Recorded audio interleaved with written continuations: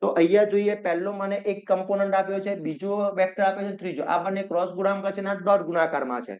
તો આપણે આ આવ્યો છે એને a લઈ લઈએ. a બરાબર આપ્યો છે 3k માઇનસ છે એટલે માઇનસ j પ્લસ 3k એટલે કમ્પોનન્ટ થશે 0 માઇનસ 1 3. કેમ 0? કારણ કે i આપ્યો નથી એટલા માટે. ક્લિયર? ઓકે, i નથી આપ્યો.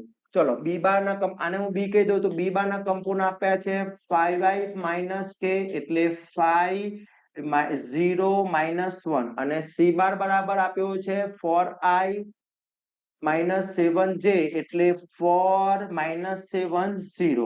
હવે આની વેલ્યુ શોધવી હોય તો ડાયરેક્ટ જ વિદ્યાર્થી મિત્રો શું કરવાનું છે, અહીંયા ઇઝ ઇક્વલ ટુ કરી પહેલો જે આપ્યો છે એના કમ્પોનન્ટ 0 માઇનસ 1 3, પછી બીજા કમ્પોનન્ટના 5 0 માઇનસ 1 અને ત્રીજા કમ્પોનન્ટના 4 માઇનસ 7 0. ઓકે, હવે આપણે કોઈ પણ એક રીત લઈ લઈએ એટલે કોઈ એક રો ફર્સ્ટ રો ની વેલ્યુ શોધીએ તો 0 એના સિવાયના કમ્પોનન્ટ થશે 0 માઇનસ 1 7 માઇનસ 7 0, પછી માઇનસ માઇનસ 1 એના સિવાયના કમ્પોનન્ટ 5 માઇનસ 1 4 0 અને પછી અહીંયા થશે પ્લસ 3 ના કમ્પોનન્ટ 5 0 4 માઇનસ 7. ઓકે, આ તો 0 થઈ જશે, આ પ્લસ 1 થશે, અહીંયા શું થશે 0 માઇનસ માઇનસ 4. ઓકે, પ્લસ 3 અહીંયા થશે માઇનસ 35 માઇનસ 0.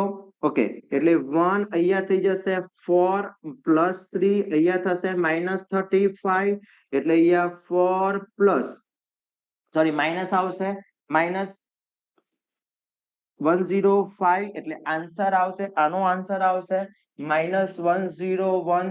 આન્સર આવશે માઇનસ 101.